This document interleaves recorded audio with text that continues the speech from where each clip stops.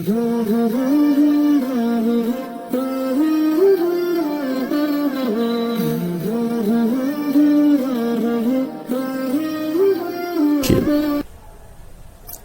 لوگوں نے میرے گھر والوں کے بارے میں مجھے بہت پریشان کیا ہے. حل یعذرنی من رجل قد آذانی فی اہلی. نہیں نام لیا کہ یہ بیٹھا ہے عبداللہ،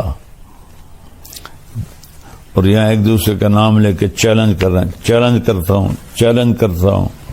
اوے سیرت پڑھو، اوے سیرت پڑھو. تو میں قربان جاؤں، سب سے زیادہ دکھ آپ کو عبداللہ بن ابی نے پہنچایا، اور آپ نے نام نہیں لیا. تو سعد بن معاذ کھڑے ہو گئے، وہ اوس قبیلے سے تھے. یا رسول اللہ بتائیں کون ہے؟ اگر میرے قبیلے کا ہے ابھی اس کی گردن اڑا دوں گا، اگر خزرج کا ہے تو میں اس سے جنگ کروں گا. تو سعد بن عبادہ خزرج قبیلے کے تھے. وہ اپنی قومی غیرت میں کھڑے ہو گئے، کہنے لگے تو ہاتھ لگا کے دکھا، میں نمٹ لوں گا تم سے. تو اسید بن حزیر پیچھے سے کھڑے ہو گئے، کہنے لگے سعد تو منافق ہے، عبداللہ بن یہ بھی منافق ہے، تو بھی منافق. اس پر دونوں قبیلوں میں گرما گرمی ہوگی، تو میں، اور ایک دم دونوں قبیلے مسجد میں لڑنے کے لیے کھڑے ہو گئے. گندا بول کہاں تک جاتا ہے کہ میرے ہوتے ہوئے تم یہ کر رہے ہو. اس حد تک بات گئی کہ نبی کے صحابہ آپس میں لڑنے کے لیے تیار ہو گئے. میں تھوڑی سی آیات پڑھتا ہوں پھر آگے قصہ سناتا ہوں. اعوذ باللہ من الشیطان الرجیم، بسم اللہ الرحمن الرحیم. ان الذین جاؤوا بالافک عصبۃ منکم لا تحسبوه شرا لكم بل هو خير لكم لكل امرئ منهم ما اكتسب من الاثم والذي تولى كبره منهم له عذاب عظيم. لولا اذ سمعتموه ظن المؤمنون والمؤمنات بانفسهم خيرا وقالوا هذا افك مبين. لولا جاءوا عليه بأربعة شهداء فإذ لم يأتوا بالشهداء فأولئك عند الله هم الكاذبون. ولولا فضل الله عليكم ورحمته في الدنيا والآخرة لمسكم فيما أفضتم فيه عذاب عظيم. جو لوگ اچھا ایک تفسیر ہے علامہ زمخشری رحمۃ اللہ کی کشاف، بڑی تفسیروں میں ہے. ان آیات کے ذیل میں وہ فرماتے ہیں کہ پورے قرآن میں اللہ کفر، شرک، خدائی کے دعوے پر بھی اتنا ناراض لہجے میں نہیں بولا جتنا ان آیات میں غضبناک ہو کر اللہ کا کلام اترا ہے. جتنا غضبناک ہو کر اللہ کا کلام اترا ہے، اتنا کسی جگہ بھی اللہ نے اپنے غضب کا اظہار نہیں فرمایا. تو اس کے بعد اب گھر تشریف لے گئے حضرت عائشہ کی. حضرت عائشہ کا منہ دیوار کی طرف تھا اور لیٹی ہوئی رو رہی تھی، اور تیسرا دن تھا. تو ایک انصاری عورت بھی بیٹھی تھی، ابوبکر اور ام رومان آپ کی والدہ بھی بیٹھی تھی. تو آپ چارپائی کے جدھر وہ ڈاونی ہوتی ہیں رسیاں، ادھر آ کے اس طرف بیٹھ کر آپ نے کہا عائشہ اگر تجھ سے کوئی گناہ ہوا ہے تو توبہ کر لے، اللہ معاف کر دے گا. کتنے واقعات ہیں صرف شک پر، شک لوگوں نے بیویوں کو قتل کر دیا. تو میرا نبی کیا کہہ رہا ہے؟ اگر تجھ سے ہو گیا ہے کہ تو توبہ کر رہے، اللہ معاف کر دے گا. کتنے لوگ قتل ہو گئے. جب دریائے راوی بہتا تھا، اور ہمارا گاؤں دریائے راوی کے بالکل قریب تھا، تو کتنی بچیاں بے گناہ قتل ہو کے راوی میں بہہ گئی. اور اگر کسی نے کیا بھی ہے تو اس کی یہ سزا تو نہیں کہ اسے قتل کر دیا جائے. بیٹا زنا کرے، او جی چھوڑ چکرنے. بیٹا زنا کر، لڑکے ہیں کر لیتے ہیں، ہو جاتے. بیٹی سے یہ کام ہو جائے، ٹک دیو وٹ دیو. میں تو آپ کو اپنے گاؤں کی ثقافت بتا رہا ہوں جو میں آنکھوں سے میں نے دیکھا. یہ ظلم ہوتے میں نے دیکھا بچیوں پر، بیٹیوں. میرے اپنے خاندان میں واقعات ہیں. ہم جنگلی لوگ ہیں، پرانے جاگیردار نظام میں جکڑے ہوئے ہیں. نہ دین کا ہوش تھا نہ دنیا کا ہوش تھا. بیٹے نے روزانہ کنجر خانے جانا ہے، زنا بھی کرنا ہے، شراب بھی پینی ہے. چھوڑ چکر جی ہو جاندہ، شادی ہو سی تو ٹھیک ہو جیسا.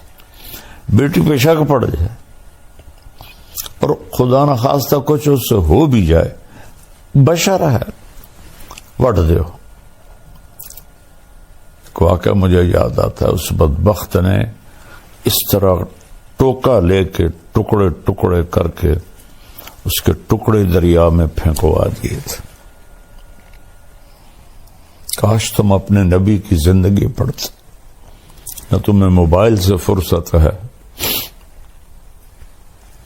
نہ تمہیں اپنی عیاشیوں سے فرصت. تو تمہارے لیے سب کچھ سمجھا گیا، بتا گیا، تو تم ایسے بھول کے.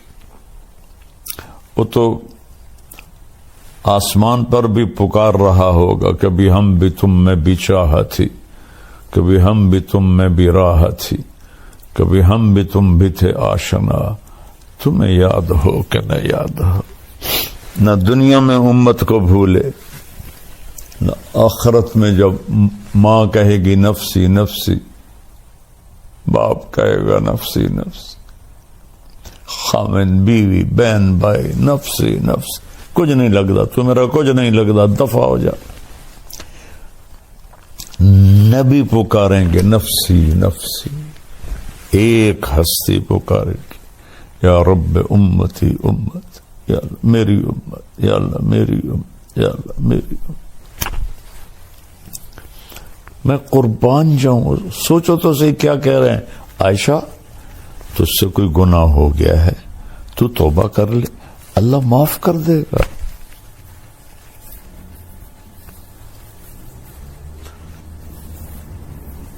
ایک واقعہ مجھے یاد آ گیا. بے گناہ بچی تھی، میں گواہی دیتا. شک پر ماں باپ نے زبردستی زہر کھلا کے اسے تڑپا تڑپا کے مار دیا. زہر اس کے منہ میں انڈیلا اور اسے تڑپا تڑپا کے مار دیا. نبی کی زندگی کے بغیر رب ذوالجلال کی قسم ہم سور سے بھی بدتر ہیں، سانپ بچھو سے بھی بدتر ہیں، گندگی کے کیڑے سے بھی بدتر ہیں. نبی کی زندگی سیکھو. نبی نور ہے یا بشر ہے، حاضر ناظر ہے یا نہیں، یہ بھی کوئی باتیں ہیں جن پر بحث کی جاتی ہے اور لڑا جاتا ہے. میرے نبی نے کیا کیا یہ سیکھو. رفع یدین کی حدیثوں پہ لڑ رہے ہیں، سورۃ فاتحہ پہ لڑ رہے ہیں، تراویحوں پہ لڑ رہے ہیں، پتہ نہیں کیا کیا کر رہے ہیں. تو حضرت عائشہ اٹھ کے بیٹھ گئی. فرمایا میرے آنسو ایک دم خشک ہو گئے. میں نے کہا ابا میری صفائی پیش کر. ابو بکر کانپنے لگی. اتنا بولے کہ یہ کام تو ہم نے کبھی زمانہ کفر میں بھی نہیں کیا تھا، اب اسلام میں ہم پہ یہ الزام لگ رہے ہیں. کہ بیٹی میں کچھ تیری صفائی نہیں دے سکتا. اب نے کہا اماں ام رومان میری صفائی پیش کر. ان کا بھی رنگ پیلا پھٹک. بیٹی میں کچھ نہیں کہہ سکتی. تو فرمایا اگر میں سچ بولوں تو تم میں کوئی بھی نہیں مانے گا، اور میں جھوٹ بولوں تو اپنے اوپر الزام لگاؤں. میں وہ کہتی ہوں جو یوسف کے باپ نے کہا تھا. فرماتی ہیں غم کی وجہ سے مجھے یعقوب علیہ السلام کا نام بھول گیا اور میں نے کہا جو یوسف کے باپ نے کہا تھا،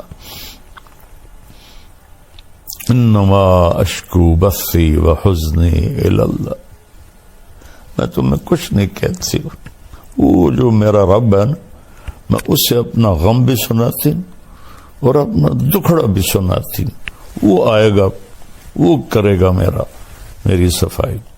وہ کہتی ہے میں لیٹ گئی، دوبارہ لیٹ گئی، یا لیٹی تو اللہ کے نبی پہ وحی آئی، 1 مہینہ وہی بند ہے، پہلے دن کیوں نہیں آئی، دوسرے دن کیوں نہیں آئی، تیسرے دن کیوں نہیں آئی، چوتھے دن کیوں نہیں آئی؟ وہ تمہیں سمجھانا تھا، اس کمبخت کو سنبھال کے رکھو، اسے سنبھال کے رکھو۔ قتل پہ جھوٹی گواہیاں دے کر بے گناہ لوگوں کو پھانسی چڑھا دیا۔ میں چشمدید گواہ ہوں، جب میری صحت اچھی تھی میں جیلوں میں جاتا تھا بیان کرنے، 302 میں بے گناہ ایک 9 سال کے بچے پر قتل کا مقدمہ تھا اور 10 سال وہ چلتا رہا۔ 10 سال کے بعد پھانسی ہوئی اسی فیصل آباد کی جیل میں، 19 برس کی عمر میں اس بچے کو پھانسی ہوئی۔ 9 برس کے بچے کو قتل کے الزام میں گواہی دی اسی سے۔ تو کیا تمہارے ساتھ ہونے والا ہے آگے اللہ دکھا دے۔ تو حضرت صلی اللہ علیہ وسلم پہ ایک دم وحی آنا شروع ہوئی، 1 مہینہ نہیں آئی، اب آ رہی ہے۔ تو حضرت عائشہ نے جب دیکھا وحی آ رہی ہے تو کہنے لگی میں تو مطمئن تھی، تو میرا خیال تھا کہ جبریل آ کے کہہ دے گا کہ یہ بات غلط ہے، لیکن یہ تو میں نے کبھی سوچا بھی نہیں تھا کہ اس بارے میں قرآن اترے گا۔ اور میں نے اپنی ماں کو دیکھا تو اس کے چہرے سے خون ہی خشک ہو گیا تھا اور وہ ایسے کانپ رہی تھی۔ اپنے باپ کو دیکھا تو ان کا چہرہ نیلا پیلا کہ پتہ نہیں اب کیا وحی آئے گی ہماری بیٹی کے بارے۔ تو ایک دم جب آپ پہ وحی آتی تھی آپ پر نیم بے ہوشی طاری ہو جاتی تھی اور یہاں پسینہ آ جاتا تھا۔ آپ نے ایسے آنکھ کھولی، پسینہ پونچھا اور مسکرائے کہ عائشہ مبارک تیری صفائی پیش کرنے کے لیے اللہ آ گیا۔ یوسف کے لیے بچہ بولا، مریم کے لیے بچہ بولا، عائشہ تیرے لیے تیرا اللہ آ گیا گواہی دینے۔ تو حضرت ام رومان نے کہا عائشہ اٹھ اللہ کے نبی کا شکر ادا کر۔ کہنے کہ نہیں، اس کا شکر ادا کروں گی جس نے میری گواہی دی۔ یہ بتانے کے لیے کہ کتنی کسی پہ الزام لگانا کتنا خطرناک ہے، ایک دوسرے کی بیک بائٹنگ، غیبت، برائی۔ اپنے گھروں کو خوش رکھنا چاہتے ہو نا، آباد رکھنا چاہتے ہو، رب ذوالجلال کی قسم پیسے سے، حسن سے، شکل سے، مال سے، گاڑیوں سے نہیں ہوگا۔ اس کو میٹھا کر لو، میٹھے بول میں جادو ہے۔ اس پہ 14 آیات آئیں۔ میرا اللہ کہتا ہے یہ جو ان الذین جاؤوا بالافک، یہ جو اس لہجے میں اتنا غصہ ہے، جو لے کر آئے ہیں تہمت کو، ایک پوری جماعت تم میں سے، اس سے اپنے لیے تم برا نہ سمجھو، یہ بہت خیر ہے، ایک سبق ہے کہ زبان کی حفاظت کرو۔ ہر آدمی نے جو کیا ہے وہ اس کا بدلہ پالے گا، اور جس نے اس کو پھیلایا ہے اس کے لیے دردناک عذاب ہے۔ جب تم نے سنا تھا تو تم نے کیوں نہ کہا کہ یہ بہتان عظیم ہے؟ اگر یہ 4 گواہ لے کر نہیں آئے تو پھر یہ اللہ کے نزدیک جھوٹے ہیں۔ اگر اللہ کا فضل اور رحمت تم پہ نہ ہوتا تو تمہیں میں دردناک عذاب دیتا۔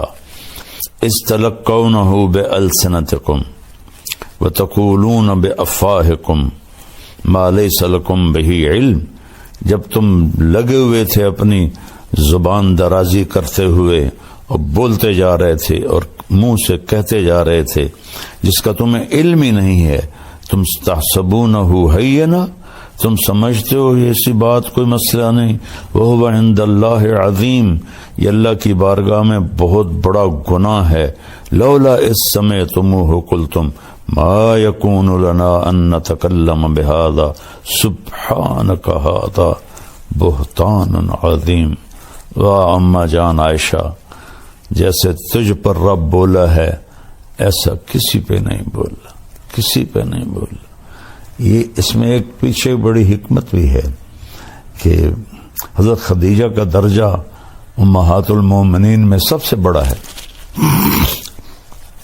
لیکن حضرت عائشہ پہ آنے والے زمانے میں لوگوں نے زبان درازی کرنی تھی، تو اللہ تعالیٰ نے خود گواہ بن کر فرمایا جب تم نے یہ سنا تھا تو تم نے کیوں نہ کہا کہ ہماری جرت نہیں کہ ہم بولیں سبحانک، یہ تو بہت بڑا بہتان ہے، جھوٹ ہے، یعظکم اللہ ان تعودوا لمثلہ ابدا ان کنتم مؤمنین، ایمان والے ہو تو میں تمہیں وارننگ دے رہا ہوں آئندہ ایسا کبھی نہ کرنا، یبین اللہ لکم الآیات واللہ علیم حکیم، اللہ تمہیں بتا رہا ہے اپنی نشانیاں اور اللہ علم و حکمت والا ہے۔ ان الذین یحبون ان تشیع الفاحشۃ فی الذین آمنوا، جو لوگ چاہتے ہیں کہ ایمان والوں میں فحاشی پھیلے ان کے لیے عذاب علیم ہے، دنیا میں بھی اور آخرت میں بھی۔ واللہ یعلم وانتم لا تعلمون، اللہ جانتا ہے تم نہیں جانتے۔ ولولا فضل اللہ علیکم ورحمتہ وان اللہ رؤوف الرحیم، اگر اللہ کا فضل نہ ہوتا، اس کی رحمت نہ ہوتی اور اللہ رؤوف الرحیم نہ ہوتا تو تم سب کو اللہ تباہ کر کے رکھ دیتا۔